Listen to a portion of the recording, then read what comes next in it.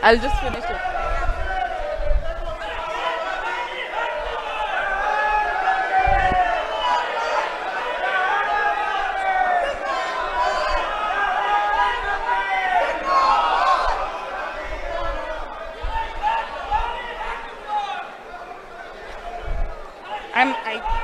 Will you take a picture when he shakes my hand? I'll just wrap it up. Say thank you and wrap it up. Bilkul 1 minute only.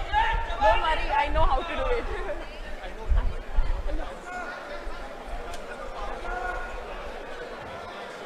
Hello, how are you?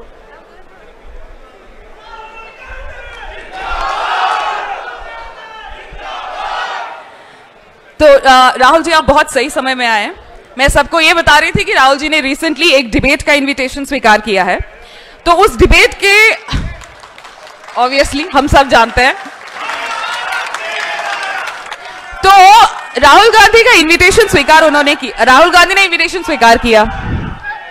हाँ ठीक, तो अब call गया है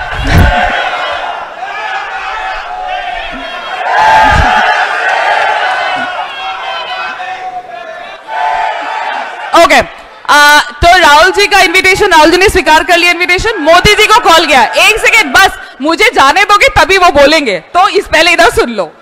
तो अरे हाँ ठीक है, राहुल गांधी जैसा हो।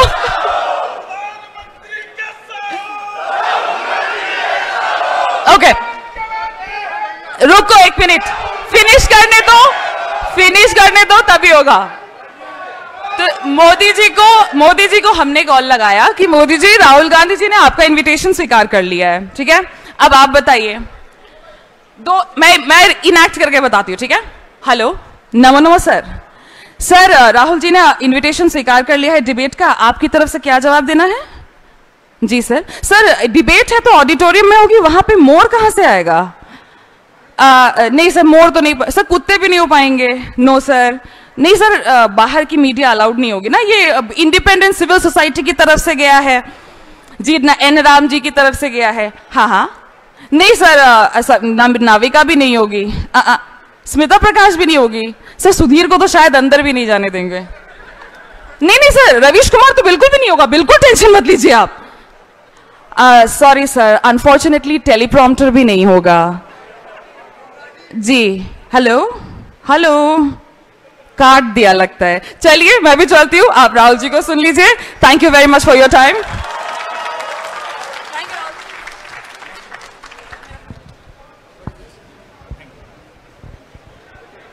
Thank you doctor Medusa. नमस्कार राहुल जी, नमस्कार साथियों, फिर से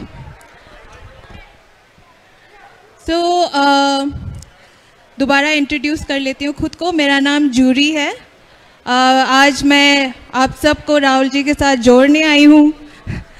मैं आसाम राज्य से हूँ और मेरा टाउन का नाम हाफलॉन्ग है। मैं डिमासा कम्युनिटी से बिलोंग करती हूँ और मैंने डीयू से मास्टर्स किया है और आज हम सबके साथियों के साथ मैं आज यहाँ खड़ी हूँ, तो आई एम वेरी थैंकफुल। आज हमारे सभा में अलग अलग राज्यों से युवा आए हैं और वो कॉम्पिटिटिव एग्ज़ाम्स के प्रिपरेशन कर रहे हैं, कोई यूपीएससी, एसएससी, पुलिस, और उन्हीं के बीच हमारे साथ हमारे कुछ गिग वर्कर्स भी हैं उन साथी में, जो पहले प्रिपरेशन कर रहे थे पर कुछ चैलेंजेस आ गए, तो अभी वो हमें एज गिग वर्कर्स सर्व कर रहे हैं। एंड अभी I would like to invite you कि आप हमारे युवा को एड्रेस करें। Thank you.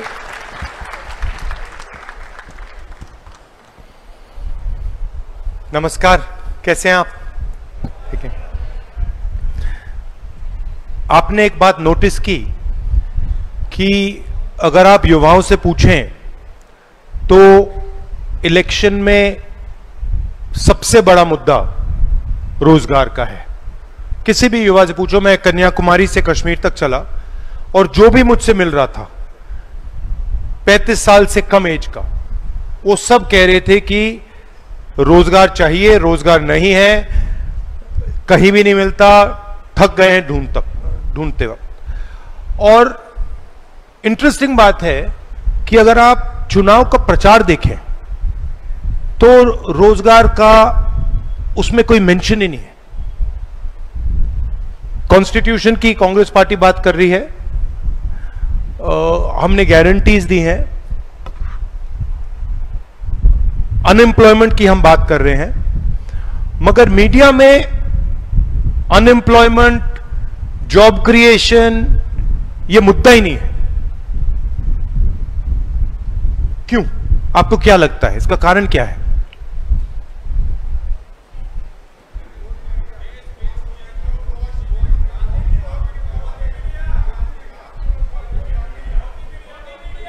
ये गोदी मीडिया जो है ये किसके हाथ में है?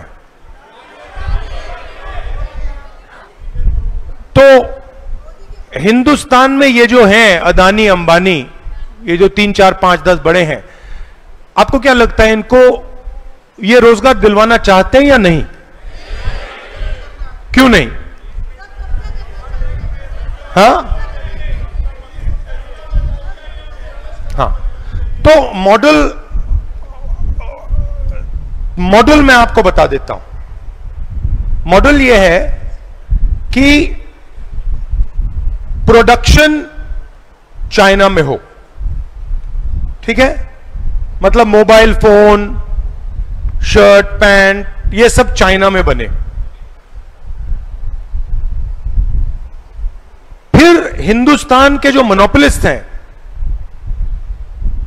वो चाइना का माल हिंदुस्तान में बेचे। क्यों? क्योंकि कोई बनाने की जरूरत नहीं है। मैंने आपको चॉइस दी कि देखो ये बना रहे हैं, आपको इसका माल आप आसानी से हिंदुस्तान में बेचकर अपनी मोनोपोली बना सकते हो, या फिर अपने आप बनाओ। आप क्या चुनोगे? ऑटोमेटिकली आप कहोगे भैया बाहर से मिल रहा है, मुझे ठेका है, मैं उठा के बेच देता हूं। तो हिंदुस्तान में जो प्रोडक्शन कहा जाता है, जिसको मेक इन इंडिया कहा जाता है, मेड इन इंडिया कहा जाता है, उसको करने के लिए हमारे सबसे बड़े जो इंडस्ट्रीज वो चाहते ही नहीं है, उनका इंटरेस्ट ही नहीं है। और बिना प्रोडक्शन के हिंदुस्तान के युवाओं को रोजगार नहीं मिल सकता। आप एक चीज नोटिस कीजिए, सबसे बड़ी 200 कंपनियां हैं, इसमें करोड़ों रुपए की सैलरी मिलती है। सीईओज होते हैं, करोड़ों रुपए की सैलरीज लेते हैं। आपको क्या लगता है ये कितने, हिंदुस्तान के कितने परसेंट, ये जो टॉप मैनेजमेंट लोग हैं जो करोड़ों रुपए ले रहे हैं, हिंदुस्तान के कितने परसेंट है? एक भी नहीं है, आधा परसेंट है, आधे से भी कम होंगे। और अगर आप इनका बैकग्राउंड देखें तो आप एक चीज नोटिस करेंगे, इसमें आपको एक गरीब जनरल कास्ट का व्यक्ति नहीं मिलेगा, किसान का बेटा एक नहीं मिलेगा, मजदूर का बेटा एक नहीं मिलेगा, दलित एक नहीं मिलेगा, आदिवासी एक नहीं मिलेगा, पिछड़ा एक नहीं मिलेगा। एक छोटा सा 1% क्लब है जिसमें ये सब के सब यहीं से आते हैं, जॉब ले जाते हैं, फिर से आते हैं, जॉब ले जाते हैं, फिर से आते हैं, जॉब ले जाते हैं। और 90% जो हिंदुस्तान की आबादी है वो या तो एग्जाम लेकर थक जाती है या फिर जॉब ढूंढते थक जाती है। बट मीडिया में, नैरेटिव में ये कभी नहीं आता है। भारत जोड़ो यात्रा में मैं चल रहा था, छोटी बच्ची मेरे पास आई 14-15 साल की। मैंने उससे पूछा क्या करती हो? कहती है मैं आईएएस के लिए तैयारी कर रही हूं। तो मैंने कहा क्या तुम्हें लगता है तुम आईएएस में घुस जाओगी? कहती है हां। तो मैंने कहा ठीक है बताओ, हिंदुस्तान में साल में आईएएस ऑफिसर्स कितने आते हैं, कितने सिलेक्ट होते हैं? आप जानते हो? 300। जब मैंने उससे पूछा वो कहती है 16 लाख। तो आप सोचिए ये लगता है कि रास्ता है और 300 लोगों के लिए यह हिंदुस्तान में रास्ता है, पर 99.9% लोगों के लिए रास्ता है ही नहीं। और बहुत सारे लोग कहते हैं कि देखो मैंने आईएएस की ट्राई की and I was not good enough. This is not correct. It is not that you are not good enough. It is that the chances of anybody getting into IAS are almost zero. Right?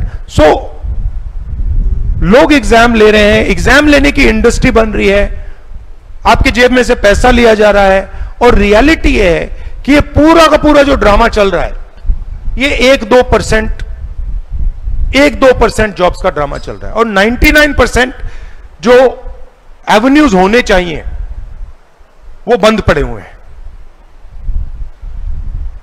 Agniveer is an example. Public sector पूरा का पूरा बंद हो रहा है. सरकार में पहले परमानेंट नौकरी मिलती थी, अब ठेकेदारी प्रथा से मिलती है, तो कभी भी आपको मतलब निकाला जा सकता है. तो सिस्टम ऐसा बन गया है कि 20-25 कॉर्पोरेट्स, बड़े कॉर्पोरेट्स हैं, वो कुछ प्रोड्यूस नहीं करते.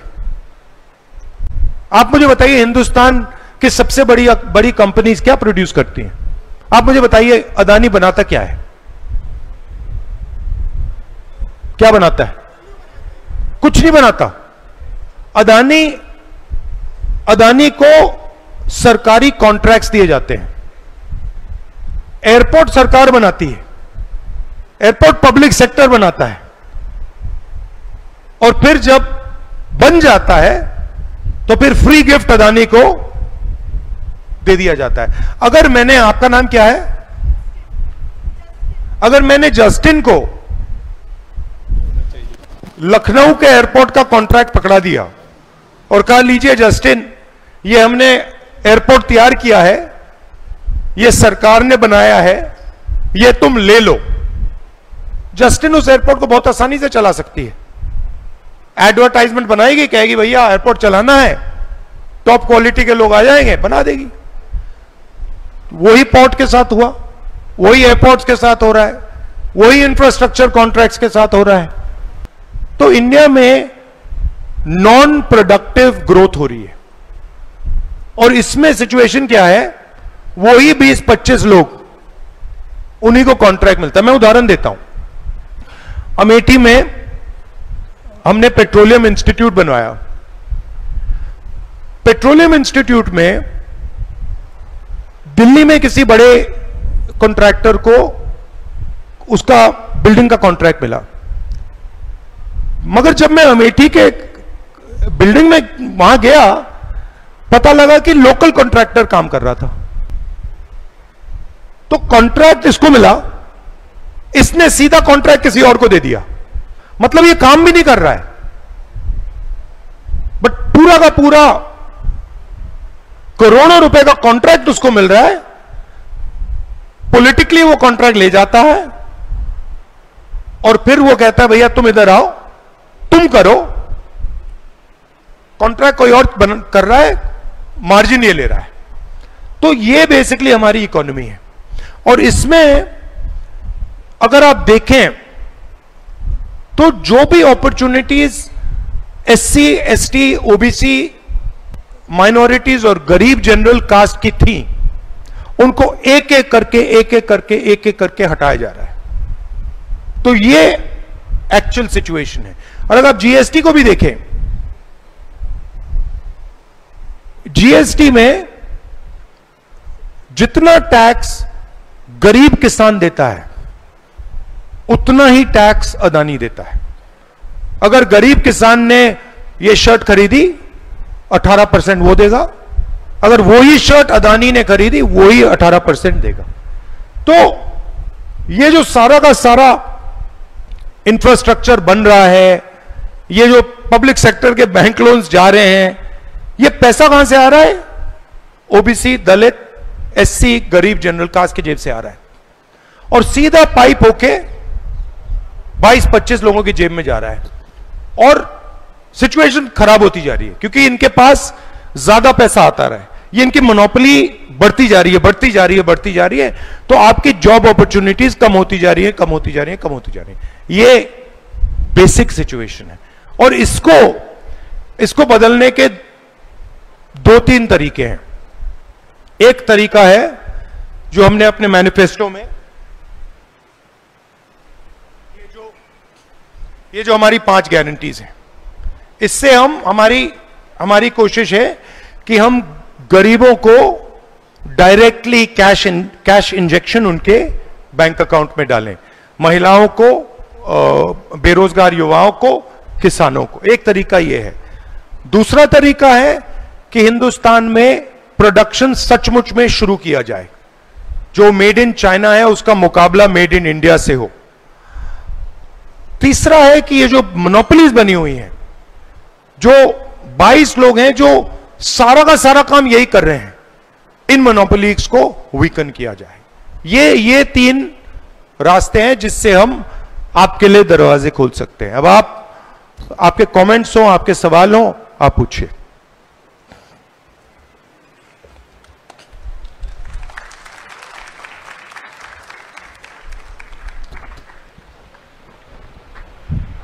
Thank you Rahul ji.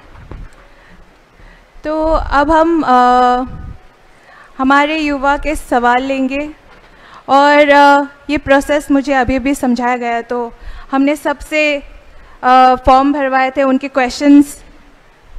Questions लिए थे, और वहाँ से हम कुछ ही सिलेक्ट कर पाए हैं क्योंकि बहुत रेपिटेटिव भी थे, कुछ सेम थे।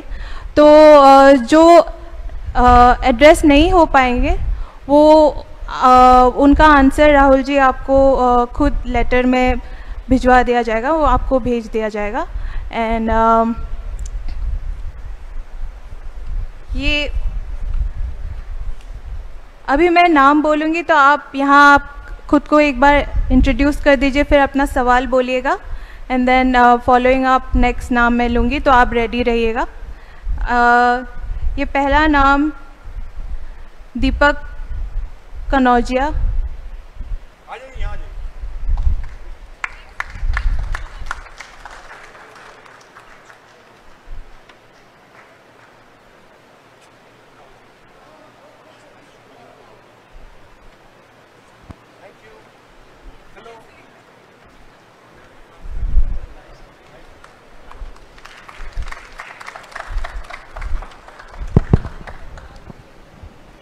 सबसे पहले मैं राहुल सर को अपना नमस्कार करता हूं। Good evening Rahul sir. मेरा नाम दीपक कनौजिया है और मैं इलाहाबाद विश्वविद्यालय से ग्रेजुएशन और पीजी किया। वर्तमान समय में मैं लखनऊ विश्वविद्यालय से पीएचडी कर रहा हूं राजनीति विज्ञान विभाग में। दोस्तों, 2014 में जब मैं इलाहाबाद विश्वविद्यालय में ग्रेजुएशन करने गया तो मैं वनडे एग्ज़ाम की तैयारी करना शुरू किया। एसएससी की कोचिंग करता था। बीए सेकेंड ईयर में मैंने लेखपाल का इंटरव्यू दिया। इंटरव्यू में मेरा चयन नहीं हो पाया।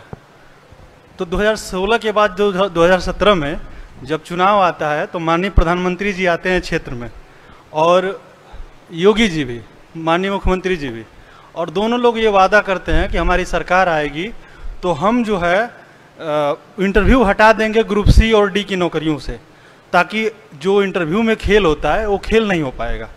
तो इस सरकार ने इंटरव्यू तो हटा दिया, लेकिन दुर्भाग्य की बात है कि वैकेंसी ही नहीं आई ग्रुप सी और डी की। तो इंटरव्यू हटाने का क्या फ़ायदा मिला? तो और उसके बाद से लेखपाल की 2016 के बाद से एक वैकेंसी आई भी तो अभी तक माननीय सुप्रीम कोर्ट में वो लंबित है। और दूसरी बात कि जब इलाहाबाद विश्वविद्यालय में मैं 2014 में प्रवेश लिया तो मैं एससी कम्युनिटी से हूँ और मैं जनरल में क्वालिफाई करके प्रवेश लिया। उसके बावजूद भी मुझे हॉस्टल नहीं मिल पाया। और जनरल कम्युनिटी के भी लड़के जिनका अप्रोच था, मैं सबकी बात नहीं कर रहा हूँ, वो लोग हॉस्टल मुझसे कम नंबर पाने के बाद भी हॉस्टल उनको मिल गया, हमें हॉस्टल नहीं मिल पाया। मैं कैसे भी सर्वाइव किया। मेरी मम्मी शिक्षा मित्र थी, 3500 रुपये महीना पाती थी। मेरी 4 बहनें हैं, वो भी पढ़ती थी। मतलब कैसे भी करके मेरा मतलब हॉस्टल से, सर मैं ज़्यादा तो लेट नहीं कर रहा हूँ ना, ज़्यादा देर तक रिलैक्स करो भैया। ओके। तो मैं कैसे भी करके अफोर्ड किया, ग्रेजुएशन किया। फिर एसएससी के जो एग्ज़ाम हो रहे थे उसमें 2017 में पेपर लीक हुआ एसएससी सीजीएल का, और उसमें खुराना उस समय अध्यक्ष थे एसएससी के, और इसके बाद वैकेंसी आना लेट हो गया एसएससी का, और तो मैंने निर्णय लिया कि मैं अब पीजी कर लूँ। एसएससी की प्रिपरेशन से मैं हट गया, मैं पीजी कर लिया, नेट क्वालिफाई कर लिया, 3 बार मैं नेट क्वालिफाई हूँ। उसके बाद मैंने बीएड किया गोरखपुर यूनिवर्सिटी से, और बीएड करने के बाद मैं सीटेट कर लिया, टेट निकाल लिया, और 82 नंबर चाहिए एससी के लिए, मेरा 100+ है सीटेट में। तो उसके बाद भी 5 सालों से कोई वैकेंसी नहीं आई, और मैं अब तक बेरोजगार हूँ। पीएचडी कर रहा हूँ, उम्मीद है, लेकिन वैकेंसी नहीं आ रही है, तो थोड़ा डर लग रहा है कि इतना संघर्ष के बाद इतना आगे बढ़े और कुछ हो नहीं रहा। मेरी बहन है, मुझसे छोटी है, 3 साल मुझसे छोटी है। बिहार का जब फॉर्म आया, बीएड करने के बाद वो एमएड की, बिहार का जब फॉर्म आया तो मैंने तेजस्वी जी के नेतृत्व में, तो मैंने वो फॉर्म उससे भरवाया। बोली भैया आप भी भर दो। बोला नहीं, मैं नहीं भरूंगा, क्योंकि 2 साल पहले मैं पीजीटी का फॉर्म यूपी में भरा हूँ, 6 महीने में एग्जाम हो जाएगा, तुम इसको भर लो और साल 1.5 साल में ये भी क्लियर हो जाएगा। तो मैं पीजीटी का फॉर्म नहीं भरा। मेरे पास डिग्री होते हुए, सब कुछ होते हुए, बिहार में एक कह लीजिए, मुझे लगा कि यूपी में मुझे मेरा एग्ज़ाम ही हो जाएगा। तब तक एग्ज़ाम जो है अब तक नहीं हुआ है पीजीटी का यूपी में। 2.5 साल पहले मैं फॉर्म भरा था। असिस्टेंट प्रोफेसर वाला भी एग्ज़ाम नहीं हुआ, एडवर्टाइजमेंट 51 का जो 2 साल पहले फॉर्म भरा गया। तो हम लोग उम्मीद कर रहे हैं कि सरकार शिक्षा सेवा चयन आयोग बना रही है, और कि शिक्षा सेवा चयन आयोग बना रही है कि हम वैकेंसी को बहुत नियमित कर देंगे, बहुत सही समय से कर देंगे। 2 साल से शिक्षा सेवा चयन आयोग बन रहा है। अब बिहार सरकार ने 6 महीने के अंदर तेजस्वी जी के नेतृत्व में, जिनकी पार्टी इंडिया अलायंस में माननीय राहुल जी के साथ है, उनकी सरकार ने 6 महीने में 2 वैकेंसी करा दिया और 2,10,000 नौकरी दे के दिखा दिया। और उसी में मेरी बहन क्वालिफाई हुई, और सीवान जिले में, मैं बलिया का हूँ तो सीवान बगल में लगता है, वहाँ से वो मेरी सिस्टर जो है इस समय टीचर है, पीजीटी में टीचर है। सर आपने कितना पैसा खर्च किया इसमें, ये पूरे प्रोसेस में, शुरुआत से अंत तक? शुरुआत से अंत तक सर जितना पैसा था मम्मी पापा बट कितने रुपए होगा? मतलब रुपया नहीं था, कुछ इस तरह से पर महीने जो कमा रहे हैं खर्च कर रहे हैं, मतलब जो इनकम है। तो अप्रोक्सीमेटली कितना होगा आज तक, जितना आपने मतलब इस प्रोसेस में एग्जाम लेने के लिए, टेस्ट लेने के लिए कितना पैसा खर्च किया? मुझे लग रहा है कि सर 8-10 लाख तो हो ही गया होगा सर, मतलब नियर 8-10 लाख तो हो ही गया होगा, क्योंकि ज्यादा हो गया। और कोई रिजल्ट नहीं आया, मतलब 8 लाख रुपए चले गए आपके, पर रिजल्ट कोई नहीं आया जी। और सर दूसरी बात मैं ये कहना चाहता हूँ कि 2014 में जब एडमिशन में लिया, उस समय बीए में एडमिशन के लिए इलाहाबाद यूनिवर्सिटी में 1,000 रुपये फीस थी, और हॉस्टल की फीस 7,500 थी। और उसके बाद से 2017 में फीस वृद्धि हो गई और 21,000 फीस कर दी गई 7,000 से। अब सोचिए सर, जो हाशिए पे है, जो गरीब है, जो कमजोर है, वो 7,000 से 21,000 कैसे एफर्ट कर पाएगा? तो ये किसको धक्का है? सबसे ज्यादा धक्का ये एससी को है, ओबीसी को है, और जनरल वर्ग में जो गरीब है उनको धक्का है, वो आ नहीं पाएंगे। और ये जानबूझ के चाह रहे हैं कि विश्वविद्यालयों में वो न आ पाए। और आपकी सरकार थी तो ये लोग बड़े पैमाने पर धीरे धीरे आना शुरू कर दिए थे, उगना शुरू कर दिए थे, और ये अब क्या है, सब दब गए हैं, दब रहे हैं।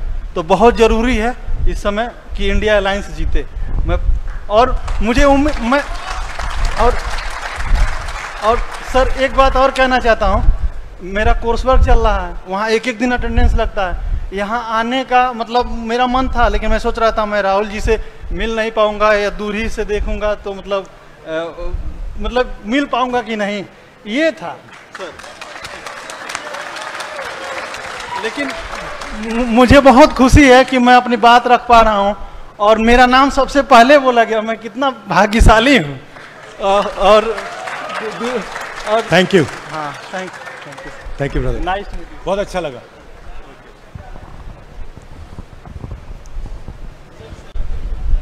ले लेंगे, बाद में ले लेंगे।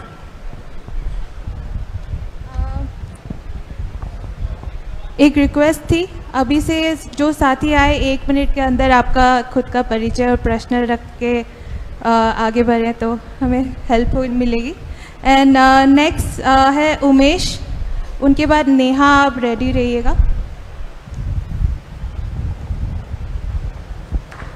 नमस्कार,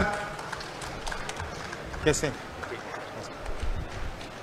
हेलो, हाय, मेरा नाम उमेश कुमार यादव है। मैं पूर्वांचल से आया हूँ, शोध छात्र हूँ मैं भी, काशी हिंदू विश्वविद्यालय का। और मैं बात करने आया हूँ गन्ना किसानों पे। मेरे पिताजी एक किसान हैं और गन्ना खेती मेरे यहाँ होती थी। पूर्वांचल के लगभग परिवारों में, किसान परिवारों में देखेंगे तो गन्ना एक नकदी फसल थी जिससे लोगों को तुरंत तत्काल पैसा मिल जाता था। और सोचिए कि लगभग पिछली सरकार, इसी सरकार की दोस्त मैं नहीं दे रहा हूं, बसपा से देखेंगे, सपा से देखेंगे और आज भाजपा लगातार गन्ना मिलों को बंद की, जिससे हम जैसे परिवार के किसानों की आय एकदम खत्म हो गई। अभी अभी 4 मिलें इस सरकार ने 2024 में बंद किया। 77,000 कुछ करोड़ मेरे जिले आजमगढ़ जिले में किसान का भुगतान अभी भी बकाया है। तो मैं एक स्टोरी बताता हूं कि कैसे मेरा ग्रोथ, मैं काशी हिंदू विश्वविद्यालय पहुंचा, इलाहाबाद पहुंचा, कैसे मेरे भाई लोग पढ़े। तो मेरे पिताजी किसान थे, गन्ना की खेती करते थे और उसी गन्ना मिल रत्ना शुगर मिल साहेबगंज में कलर की नौकरी करते थे। 13 में वो गन्ना मिल बंद कर दिया गया, जबरदस्ती मेरे पिताजी को रिटायर कर दिया गया। आज 800 रुपए मात्र उनको पेंशन मिलती है, मतलब प्रतिदिन का 26 रुपए बात इनकम है। तब भी मेरे पिता ने हौसला नहीं हारा और यहां तक लोगों को पढ़ाया लिखाया और ले गए, पीएचडी तक कराए।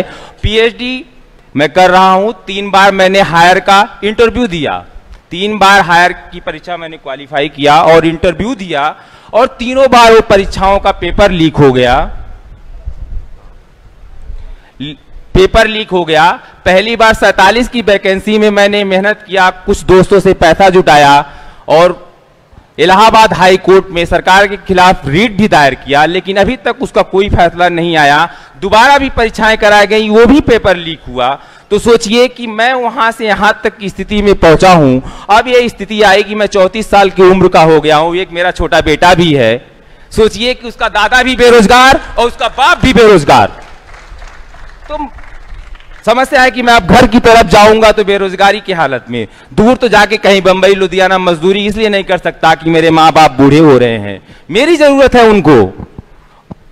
तो मैं राहुल जी आपसे यही चाहता हूं कि आप उन गन्ना किसानों के लिए और राइट टू रोजगार के लिए, एम्प्लॉयमेंट के लिए आप क्या सोचते हैं, क्या कहना चाहेंगे हम लोगों के लिए? तो हमारी एक गारंटी है चुनाव में, बड़ी इंटरेस्टिंग गारंटी है, जिसमें जो हमने अधिकार दिया ना मनरेगा का, रोजगार का अधिकार, वैसा ही हम एक अधिकार ग्रेजुएट्स को देना चाहते हैं। College graduates, university graduates, diploma holders. और बड़ा सिंपल मॉडल है, जो भी ग्रेजुएट ये अधिकार चाहता है ये सरकार से मांगेगा और अधिकार 1 साल की अप्रेंटिसशिप का अधिकार है।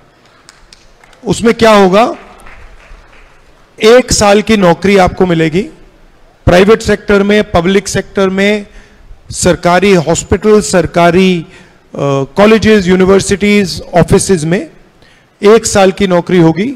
उसमें बेहतरीन ट्रेनिंग आपको मिलेगी और 1 साल में आपको 1 लाख रुपए बैंक अकाउंट में मिलेगा, 8,500 रुपए महीने के आपको मिलेंगे। और ये एक प्रकार से जॉब मार्केट में एंट्री करने का तरीका है कि आपकी पहली नौकरी पक्की होनी चाहिए। ये हमारा कॉन्सेप्ट है, मैनिफेस्टो में हमने ये इंक्लूड किया है। तो ग्रेजुएट्स के लिए, अंडर ग्रेजुएट्स के लिए, डिप्लोमा होल्डर्स के लिए 1 साल की नौकरी की गारंटी का अधिकार ये हमने दिया है।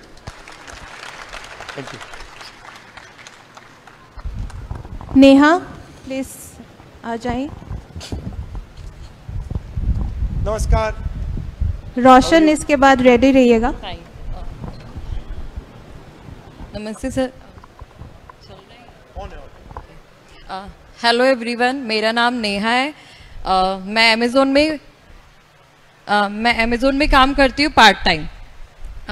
तो जो जितने मेरा ये मानना है कि हम गिग वर्कर्स के लिए जो जो वो लोग काम करते हैं, अमेज़ोन, मंत्रा, ब्लिंकिट, सैडोफिक्स, स्विगी, जोमेटो, जो ये सभी वर्कर्स हैं, तो जो ये लोग अपना टाइम देते हैं 8 से 10 घंटे, 12 घंटे, 14 घंटे, 16 घंटे काम करते हैं ये लोग, जो इनको कोई सोशल सिक्योरिटी नहीं है इनके लिए, हैं।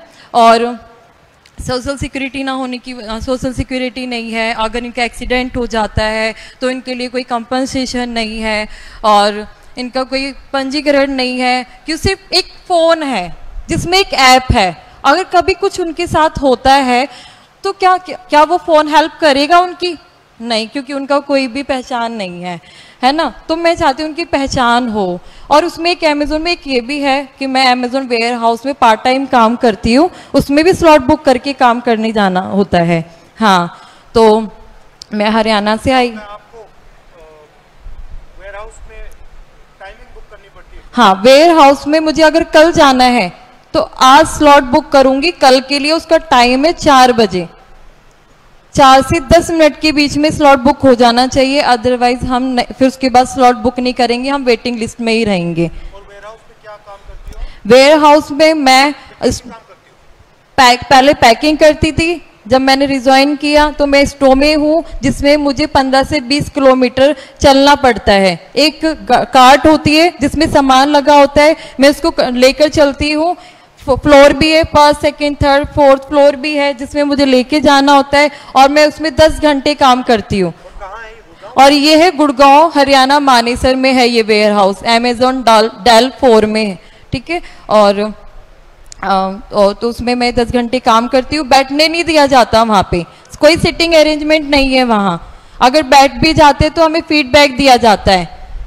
और अगर हम थोड़ी देर के लिए वॉशरूम चले गए और उसमें हमारा आइडल टाइम पे जो आइडल टाइम आता है उसका भी फीडबैक मिलता है हमें।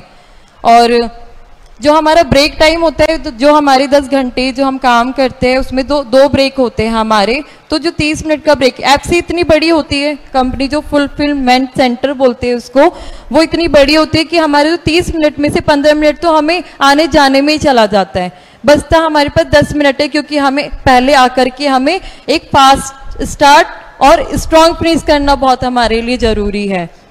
और हमें पूरे दिन में 6 बार कार्ड पंच करना होता है। अगर वो कार्ड पंच नहीं करेंगे तो हमें उसका इंसेंटिव नहीं मिलेगा। और उसके बाद में कभी अपनी मर्जी से बिना नोटिस के हमें निकाल देगी, हमसे नहीं पूछेगी। जब कंपनी हमें हमारी हायरिंग करती है तब वो हमारा पूरा प्रोसेस जानती है। क्या हमारा हक नहीं जब हमें निकाले तो हमें भी बता करके निकाले कि हमने क्या गलती की है। तो मैं चाहती हूँ, हाँ, बॉन्डेड लेबर है, हाँ, 21वीं सदी के बॉन्डेड लेबर जी। और इसमें लड़कियां जो है ना, सिर्फ 26 साल से कम उम्र की लड़कियां, 18 से 26 साल, जिसमें यंग है, जितना मर्जी काम कराओ करेंगी, ये मना नहीं करेंगी। अगर ज्यादा बोला अपने लिए तो हायर एंड फायर निकाल देगी वो बिना वजह, कोई नोटिस नहीं देगी हमको, ठीक है। और उसके बाद अगर अब किसी वर्कर को 2-3 साल हो गए काम करते हुए, अब उसके घर में शादी है, कुछ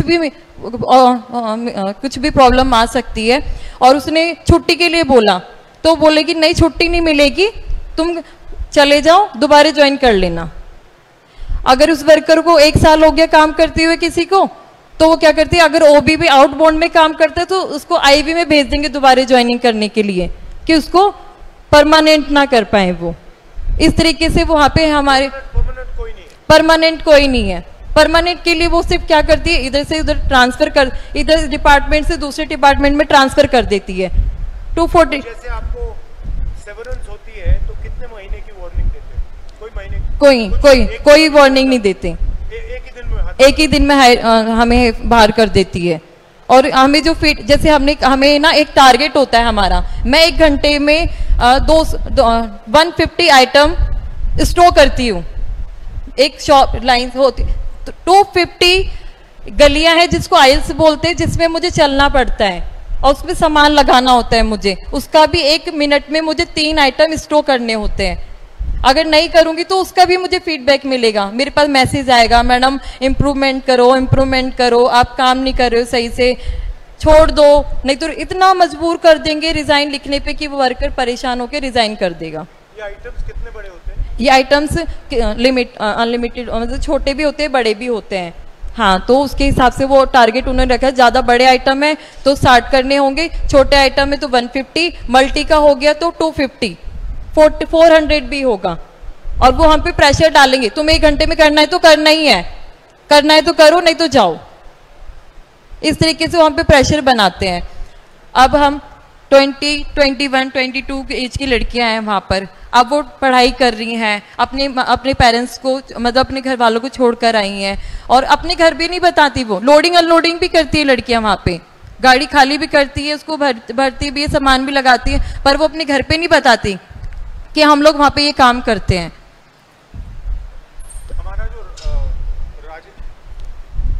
हमारा जो राजस्थान का गिग वर्कर्स का कानून था, उसके बारे में आपने सुना है? हाँ, मैं जब वो कानून के बारे में जब वहाँ पर आए थे तो मैं वहीं पे ही थी, तो मेरे को इसके बारे में पता है कि गिग वर्कर्स कानून बना था, उसमें सोशल सिक्योरिटी वगैरह को लेकर के, हाँ, गिग वर्कर्स के लिए कानून। तो उसमें आइडिया था कि आपका जो काम होता है, गिग वर्कर्स का काम होता है, वो ट्रांजैक्शन होता है, ट्रांजैक्शन बेसिस होता है।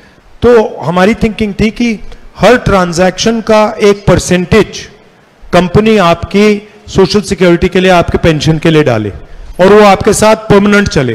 तो मान लो आपने आज अमेजोन के साथ काम किया, तो जो भी आपने वहां पे ट्रांजैक्शंस किए उसका पैसा आपके अकाउंट में जाए, और फिर मान लो आपने अमेजोन से आप किसी और कंपनी में चले गई, तो उस कंपनी में भी जो आपका पैसा ओरिजिनली अमेजोन का था वो ट्रांसफर हो जाएगा और वो आपके साथ चलेगा जब तक आप रिटायर करेंगी। हाँ। तो ये राजस्थान का कानून था, बहुत अच्छा रेवोल्यूशनरी कानून है। तो मैं भी चाहती हूँ कि जब आपकी सरकार आए तो हमारे लिए कुछ नेशनल लेवल पे ऐसा कानून बनाना चाहिए, क्योंकि ये जो आइडिया है कि हम बिना कोई सोशल सिक्योरिटी के लोगों से काम ले सकें, और जब भी हम इनको निकालना चाहें एक दिन में हम इनको निकाल दें, ये एक्चुअली प्रोडक्टिव ही नहीं है, इससे फायदा नहीं होता है। नहीं। ठीक है, वेरी गुड, तो thank you. Thank you, thank you.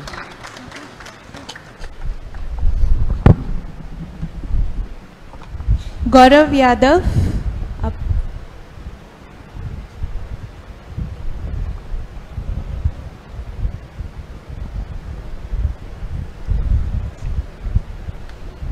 उसके बाद ईश्वर, आप रेडी रहिए। कैसे हो?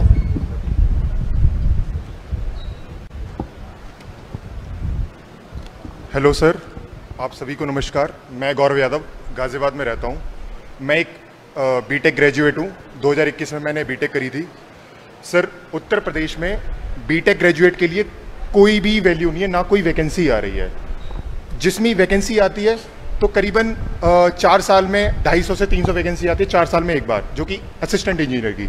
अगर जो नहीं जैसे कि जो आती है वो जैसे जूनियर इंजीनियर है। उत्तर प्रदेश में भी फिलहाल 4016 वैकेंसी आई हैं, लेकिन उसमें बीटेक वाला फॉर्म नहीं भर सकता है।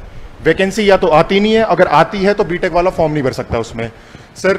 और अगर मैं आपसे प्राइवेट सेक्टर की बात करूं, मेरे पिताजी ने 15 लाख रुपए देकर मेरे से बीटेक करवाई, लेकिन एंड में जब मैं जाता हूं, प्लेसमेंट मेरी होती है या तो होती नहीं है। अगर मैं ऑफ कैंपस करता हूं तो उसमें 15,000 रुपये मुझे मिलते हैं। इसमें खुद तो खैर घर वाले को तो कुछ भी नहीं हो पाएगा।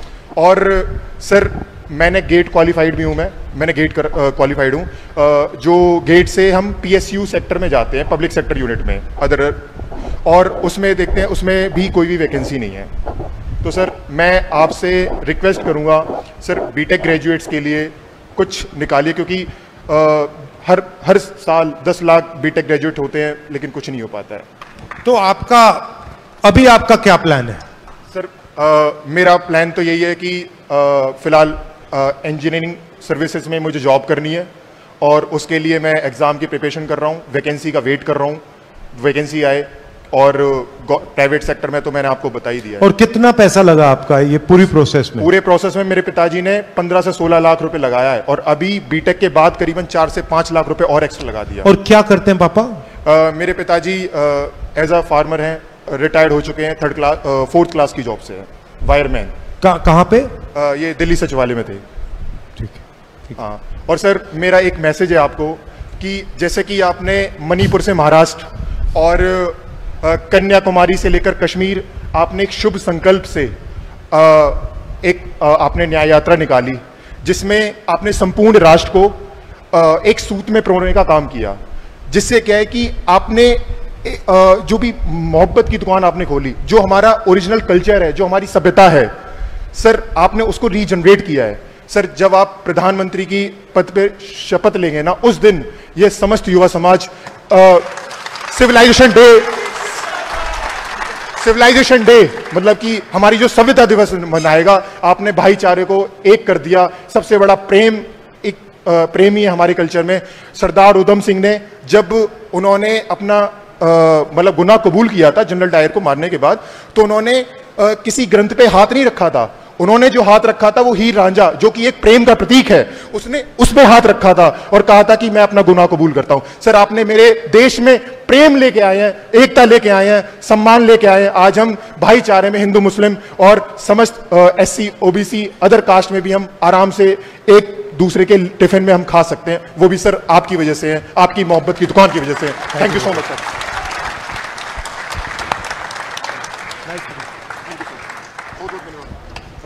ईश्वर, आप आ जाइए।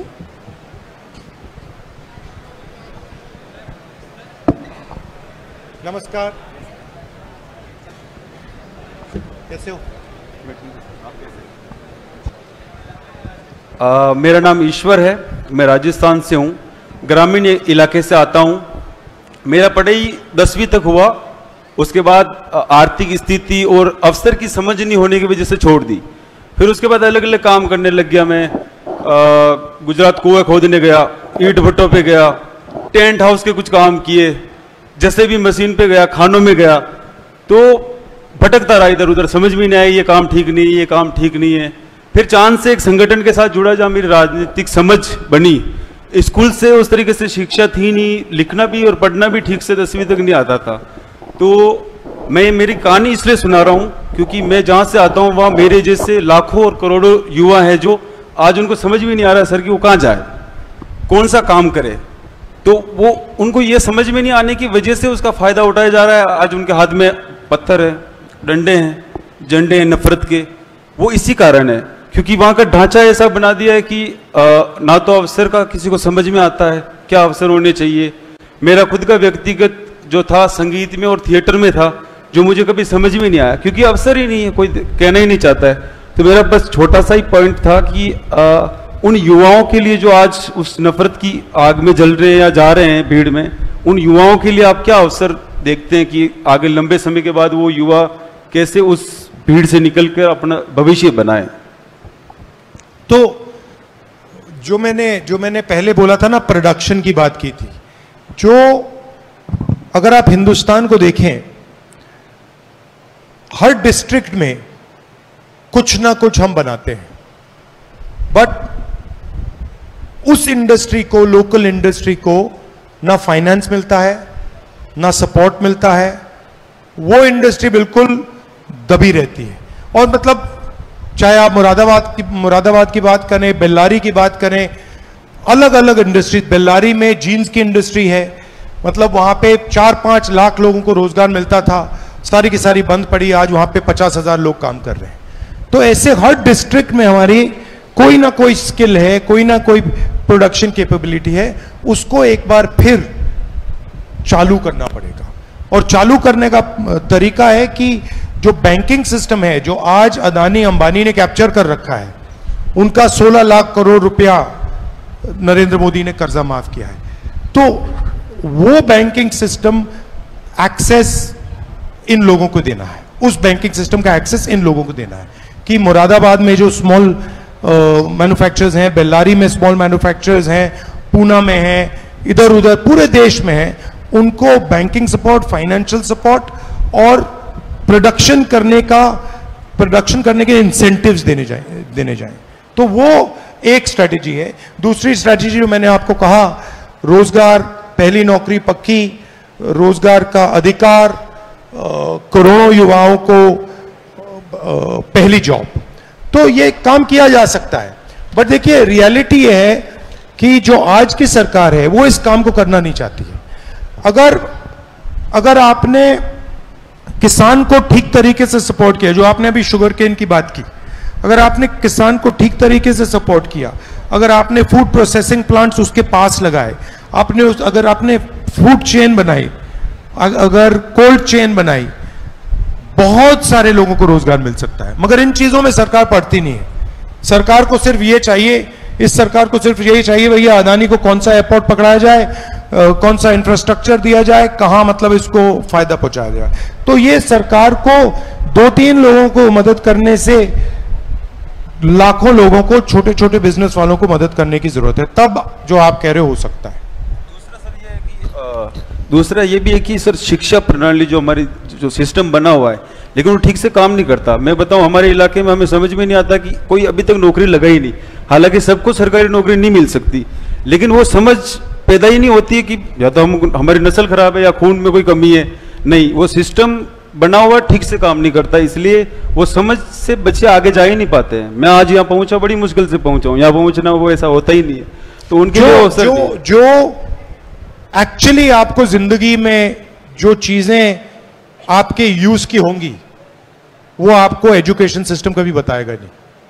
ये हिंदुस्तान की एजुकेशन सिस्टम की खासियत है कि जो फंडामेंटल चीजें हैं जिससे आप आगे बढ़ सकते हो, हमारा एजुकेशन सिस्टम उन बातों में जाएगा ही नहीं।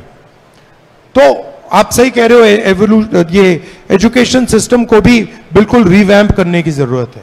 ये जो हमारा जो सिस्टम है पूरा मेमोरी बेस्ड सिस्टम है, कॉन्सेप्चुअल सिस्टम नहीं है, रट्टा लगाओ ये सिस्टम है, इससे मतलब देश को काफी नुकसान होता है। तो इसको भी आप सही कह रहे हो, इसको बदलना है और नई तरीके से समझ में आएगा। बिल्कुल। Thank you. एक सेकंड, वो फोटो ले रहा है। सुनील पॉल, सुनील पॉल आ जाइए।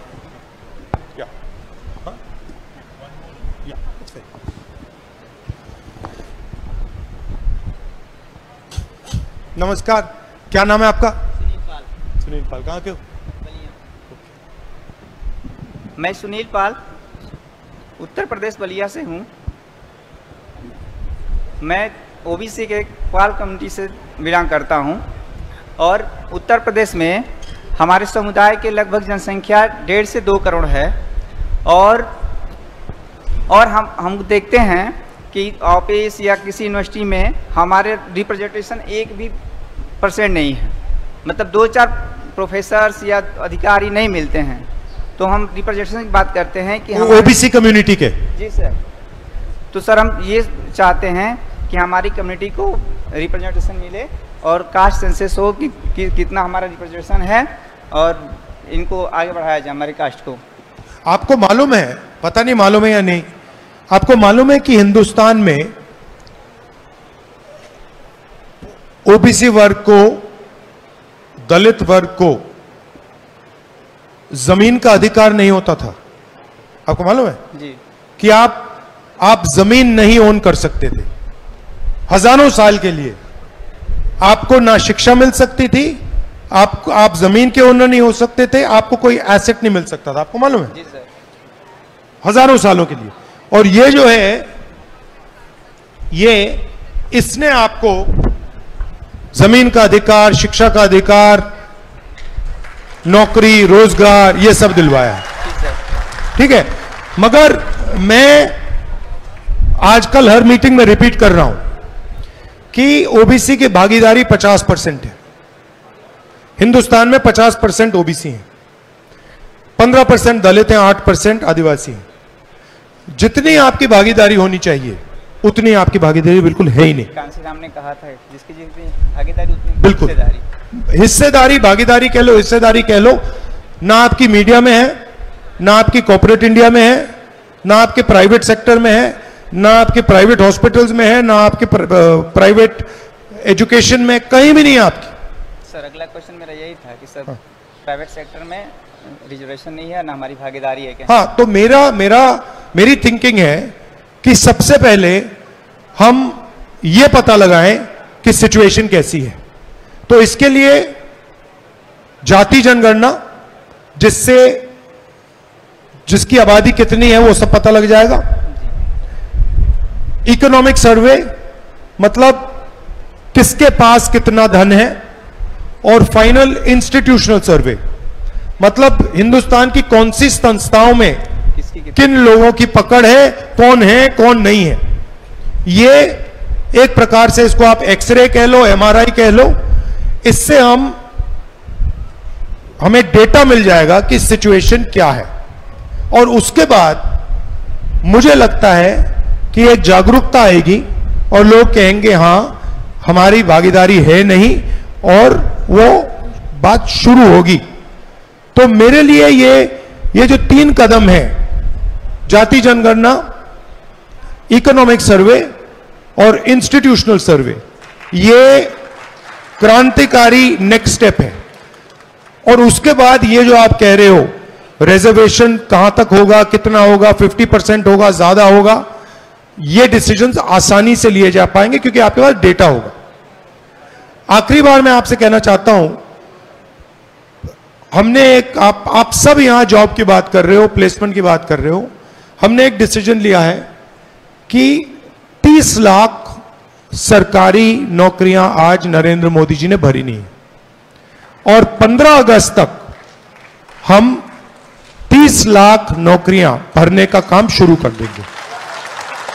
और ये हमारा सरकारी नौकरियां हैं, तो इससे आप जैसे लोगों को रिलीफ मिलेगा। और ये जो पेपर की बात है कि ऑटोमेटिकली मतलब पेपर कैंसिल करने का नया तरीका निकला है कि देखो पेपर लीक हो गया कैंसिल करो, तो इसके लिए हम कार्रवाई कराएंगे, कानून बनाएंगे, और जो भी ये ऐसा काम करेगा उसको कड़ी सी कड़ी सजा मिलेगी।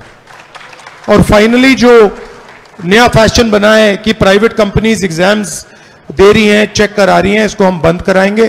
प्राइवेट कंपनीज नहीं करेंगी, सरकार ये काम करेगी, और जो मैंडेटेड इंस्टीट्यूशंस है वही ये काम करेंगे। सर एक और क्वेश्चन बताओ सर, उत्तर प्रदेश में एक पेपर होता है पेट, सर उस पेपर का ना कुछ वैल्यूएशन है ना कुछ है सर, बस पेपर इसलिए एलिजिबिलिटी टेस्ट है ना, उसकी कोई क्राइटेरिया रखी गई है और ना उस पेपर का कोई वैल्यू होता है। हम चाहते हैं कि सर उस पेपर का जो पेपर पास करे उसका कुछ वेटेज दिया जाए नौकरियों में, जिसके जो यूपीएससी पेट के थ्रू नौकरियाँ आती हैं उनमें उनका वेटेज दिया जाए, नहीं तो इस पेपर को ही बंद कर दिया जाए, इसका कोई मतलब नहीं है। तो आप मुझे ये एक नोट दे देंगे इस पे? जी सर। हाँ जी, थैंक यू ब्रदर, अच्छा लगा आपसे मिलकर।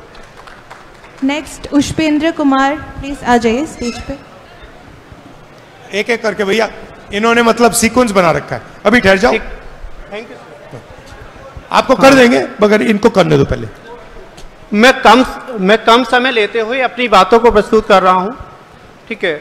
सबसे पहले तो मैं कांग्रेस और राहुल जी का धन्यवाद व्यक्त करता हूं कि उन्होंने जीरो लेवल पे आकर, ग्राउंड लेवल पे आके के गिग वर्कर्स और जो भी थे जिस व्यवसाय में थे उनके बारे में उनकी व्यक्तिगत राय जानी, उनको क्या क्या दिक्कतें हो रही उसके बारे में जाना।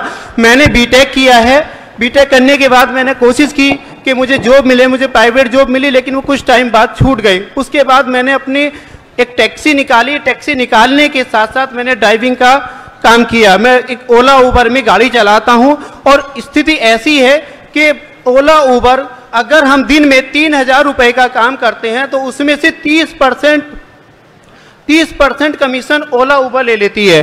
अब हमारे पास अगर 3,000 का काम किया, उसका 30% निकाल दीजिए, उसमें से 800-700 रुपए की सीएनजी लग जाती है, और उसमें फिर आपका डेली का उसका मेंटेन एनुअल चार्ज सब मिला के अगर हम कैलकुलेट करें तो हमारे पास 300 से 300, 350, 400 रुपए की बचत होती है एक दिन में। अब हम ये चाहते हैं कि जैसे ही हमारे पास कांग्रेस सरकार से हम उम्मीद करते हैं कि आने वाले समय में कि हमारे लिए जैसे कि एक सरकारी प्लेटफॉर्म निकाले, और हम चाहते हैं कि जो ओला, उबर, रैपिडो, इनड्राइव, ये सारी प्राइवेट कंपनीज हैं, प्राइवेट कंपनी के बजाय कि सरकार हमें एक ऐसा प्लेटफॉर्म दे जिससे कि हम इन कमीशन से बच जाएं, और हम पूर्ण आज़ादी चाहते हैं। जैसे देश आज़ाद होने से पहले कांग्रेस जो थी, इंडियन नेशनल कांग्रेस के नाम से जानी जाती है, उन्होंने भी क्या किया, देश आज़ाद होने से पहले कहा कि हमें दो रेशियो 3 के रेशियो में हमें हिस्सेदारी दी जाए। तो अब हम चाहते हैं कि हम सरकार की से हेल्प से कि हमारे लिए एक ऐसा प्लेटफॉर्म उतारे कि जिसपे हमारे पास हम बुकिंग लें, क्योंकि अब हम जो बुकिंग लेते हैं उसमें ये होता है कि जितने भी ड्राइवर्स हैं सभी शोषित हैं, अकेला मैं नहीं, कुछ लोग, सभी लोग यहाँ नहीं पहुँच पाए हैं, लेकिन उनको मैं रिप्रेजेंट कर रहा हूँ। तो उसमें ये मानिए कि पहली डिमांड हम कर रहे हैं कि सरकारी प्लेटफॉर्म निकाले। अब हम उम्मीद करते हैं कि हमारे लिए जब इतना सोचा गया तो आगे भी जरूर सोचा जाएगा।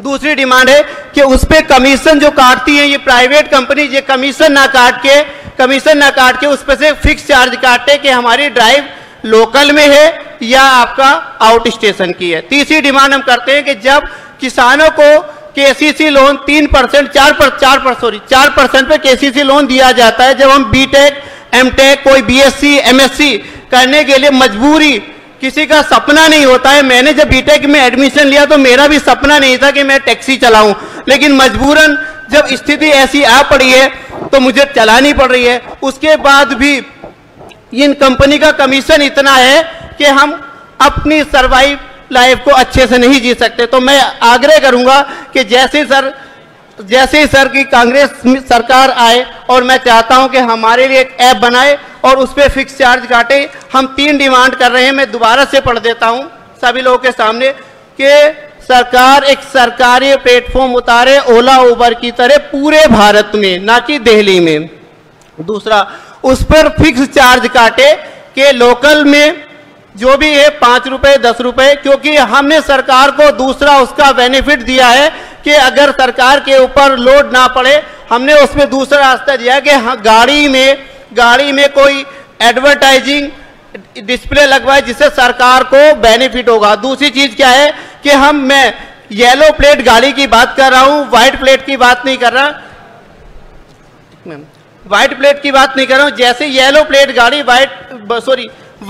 प्लेट गाड़ी हर साल टैक्स देती है और व्हाइट प्लेट 15 ईयर के लिए 1 टाइम टैक्स देती है। तो ये तीसरी डिमांड मैंने आपको बताया कि सीसी लोन की तरह आपका ड्राइवर्स को भी 4% का लोन दिया जाए, और मैं उम्मीद करता हूं कि कांग्रेस सरकार हमारी इस मांग को आगे प्रस्तुत करेगी और हमारे लिए कुछ अच्छा ही सोचेगी। Thank you. आपको लगता है कि सरकार ऐप बना सकती है? यस सर, पहले पूछो ऐप बनाया है, लेकिन जब प्राइवेट कंपनी आ गई तो उसके वजह से वो उस पर मॉनिटरिंग ना होने की वजह से वो चल नहीं पाया है।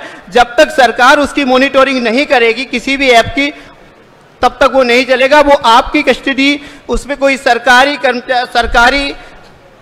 उसकी मॉनिटरिंग सरकार के हाथ में होनी चाहिए जिससे कि वो प्रॉपर चलता रहे। ठीक है, थैंक यू, अच्छा लगा।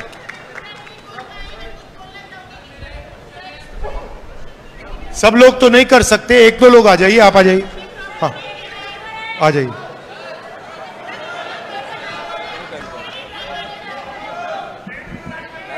भाई थोड़ा संक्षेप में बोलो। नमस्कार सर, मैं यही कहूँगा कि आपने जो है अपने मैनिफेस्टो में एक चीज़ हमको उसमें नहीं दिखी कि जो प्राइवेट सेक्टर के स्कूल हैं वो अपने फीस वृद्धि इतना ज़्यादा कर दिए हैं कि एक गरीब बच्चा अपने बेटों को पढ़ा नहीं सकता है, अपने बच्चों को पढ़ा नहीं सकता है। और आगे चल के वो कैसे जो है, जैसे आप इलाहाबाद विश्वविद्यालय की फीस देख लीजिए, 400 वृद्धि फीस हुई है। ये भी एक मुद्दा है कि सभी विश्वविद्यालय ने अपनी फीस में वृद्धि कर दी है।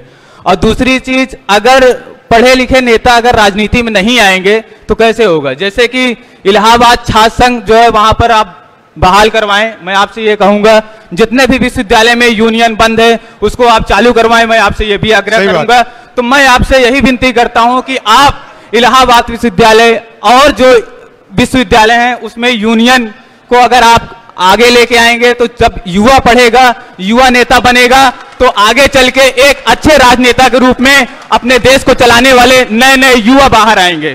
बिल्कुल सही, ये सही बात है। हाँ ले लो, आ जाओ। Thank you brother, thank you. बोलो। No, we can't do everybody. Hello, we can't do everybody. मेरा नाम सिद्धार्थ वेनवंशी, मैं इलाहाबाद विश्वविद्यालय का छात्र हूँ। ठहर जाओ ना, मैं आप लिख के अपने विश्वविद्यालय इलाहाबाद विश्वविद्यालय का छात्र हूँ। मेरा यही सवाल है कि हम एक दलित परिवार से आते हैं कि मैं एक दलित परिवार से आता हूं कि जो रोड पे बांस के डाली बर्तन बनाने का काम करते हैं। मैं उस परिवार से आता हूं। मैं किसी तरह उस परिवार से उठकर अपने शिक्षा के लिए इलाहाबाद विश्वविद्यालय में दाखिला किया। मेरे पिताजी की मतलब उतनी से, मेरे पिताजी अभी दिल्ली में ठेला चलाते हैं, कपड़े का ठेला चलाते हैं, लेकिन मैं किसी भी तरह विश्वविद्यालय में एडमिशन लिया, लेकिन जो फीस है पहले 1000 थी, अब फीस बीए की फीस पहले 1000 थी, अब फीस 4500 हो गई, और हॉस्टल की फीस पहले 15000 थी, अब 40000 हो गई। अब मैं कैसे उसको अफोर्ड नहीं कर पा रहा हूं, तो मेरे पिताजी भी उतना पैसा नहीं दे पाते, तो मैं एक छोटी सी चाय की दुकान लगा के अपना जीवन यापन करता हूं। कि मेरा यही सवाल है कि जब सरकार बने तो मतलब फीस कम से कम हो, और सारे लोग हमारे यूनिवर्सिटी में जो जितने लोग या अदर फीस की कमी हो। और मेरे क्षेत्र का एक सवाल है कि मेरा गांव जिला गाजीपुर और नंदगंज मेरा मतलब क्षेत्र पड़ता है, वहां पे मेरी एक चीनी मिल है। चीनी मिल तकरीबन 20 सालों से बंद है। मेरा ये अनुरोध है सर कि वो चीनी मिल चालू हो, ताकि हमारे क्षेत्र के लोगों को रोजगार मिले, और जो बंबई दिल्ली जाके कमाते हैं। भाई एक काम यूपी में कांग्रेस की सरकार बना दो, चीनी मिल खोल देंगे हम। क्या बात, वहां पे कभी ठीक है, कम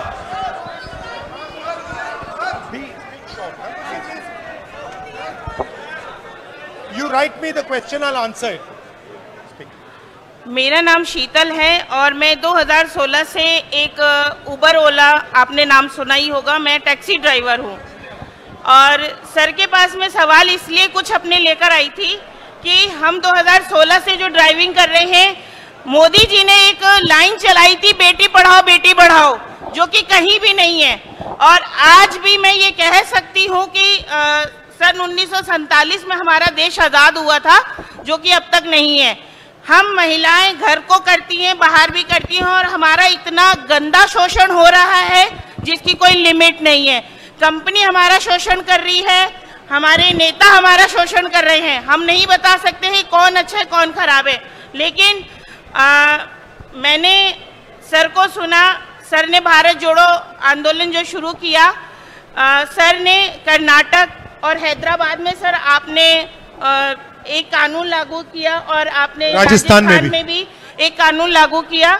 मैं सर से गुजारिश लेके आई हूँ कि वो कानून बनाए नहीं, उसे करके दिखाएं दिल्ली में, क्योंकि दिल्ली में जितनी भी लेडी ड्राइवर हैं उनमें से 70% सिंगल मदर हैं, विडो हैं, और कुछ जो हैं तो अपने हस्बैंड अपनी फैमिली के चलते बहुत ज़्यादा मेहनत करती हैं, जो नहीं यहाँ पे प्रॉपर कर पा रही हैं।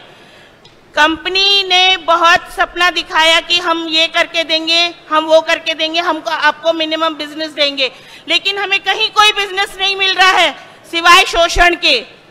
हमारा कंपनी शोषण सोते में कर रही है, जागते में कर रही है, ना हम सो पा रहे हैं ना हम जाग पा रहे हैं, और काम की लिमिट तो हमारी बहुत ज़्यादा है। मैं सर से बस यही गुजारिश करना चाहूँगी, आपने कर्नाटका के शेख सलाउद्दीन सर, मैं उन्हीं की यूनियन से हूँ, एक्सपर्ट ड्राइवर, दिल्ली में एक्सपर्ट ड्राइवर सोल्यूशन से हूँ, और पिछले 4 साल से फीमेल ड्राइवर पे काम कर रही हूँ। कंपनी हमारा डाटा बिल्कुल उड़ा देती है। कई लड़कियों ने बताया कि उनसे मेहनत की जाती है सर, लेकिन यहाँ मैं पेश कर सकती हूँ कि कुछ लड़कियों को तो ना तो प्रमोशन मिला, ना इंसेंटिव मिल रही है। कुछ लड़कियों के संग एक्सीडेंट हुए, उनका डाटा उड़ा दिया गया कि नहीं आप ऑन ड्यूटी ही नहीं थे। तो उस कंडीशन में वो लड़कियां किसके पास जाए? सरकार के पास, पुलिस स्टेशन में। हमारा कहीं भी कोई सुनवाई नहीं है, पुलिस स्टेशन भी नहीं सुनती है। हम कितने भी चिल्लाएं, कितने भी आंदोलन करें, कितने भी प्रोटेस्ट करें। मैं कई प्रोटेस्ट कर चुकी हूँ दिल्ली में, जंतर मंतर पे। कंक्लूड कीजिए ना, कंट्रोल सर, कंक्लूड खत्म कीजिए, काफी लंबा सर, आप बोलिए। नहीं आप बताइए। तो जो कानून हमने कर्नाटक में, तेलंगाना में, राजस्थान में बनाया, वही कानून हम नेशनल लेवल पे बना रहे हैं। अनफॉर्चुनेटली दिल्ली में हमारी सरकार नहीं है, तो हम दिल्ली में ये कानून नहीं बना सकते हैं। सर हम कोशिश कर सकते हैं आपको सपोर्ट करने की, वो हम करेंगे, लेकिन हम आपसे भी उम्मीद वही करते हैं। नहीं, बट हमारी थिंकिंग है कि ये जो गिग वर्कर्स को बिल्कुल बॉन्डेड वर्कर बना रखा है, ये एक्सेप्टेबल नहीं है, और इसको हम बदलेंगे, आपको सोशल सिक्योरिटी दिलवाएंगे, और मेरी सोच है कुछ ना कुछ मिनिमम वेज या कुछ इसमें भी डालना पड़ेगा। ठीक है, थैंक यू। अच्छा, अब एक प्रॉब्लम है, क्योंकि मेरा अगला प्रोग्राम है, मगर जो भी आपके सवाल हो, ठहर जाइए एक मिनट, जो भी आपके सवाल हो आप लिख के अगर मनीष को दे देंगे, मैं उनके जवाब आपको दे दूंगा।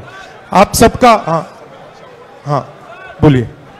सो वी जैसे राहुल जी ने कमाल जैसे राहुल जी ने कहा है, आपके जो भी सवाल हैं, आपने जो फॉर्म भरा है, सबको जवाब मिलेगा। आखिरी इस कार्यक्रम के बाद आप सबसे संपर्क करेंगे। अभी हम संविधान की शपथ लेंगे। मैं सपना को कॉल करता हूं। हम भारत के लोग, First we are doing this. साथियों, संविधान की शपथ है, आपसे अनुरोध है कि थोड़ा सम्मान दीजिएगा और 1 मिनट संविधान शपथ लीजिए। हम सभी स्टूडेंट्स हैं, तो थोड़ा सा आप डिसिप्लिन बनाए रखें। आप स्टार्ट करो। हम भारत के लोग, हम भारत के लोग, भारत के संविधान और देश के 140 करोड़ लोगों को साक्षी मानकर यह शपथ लेते हैं कि हम आर्थिक और सामाजिक भेदभाव को दूर करने तथा समाज में भाईचारा कायम करने के लिए संघर्ष करेंगे।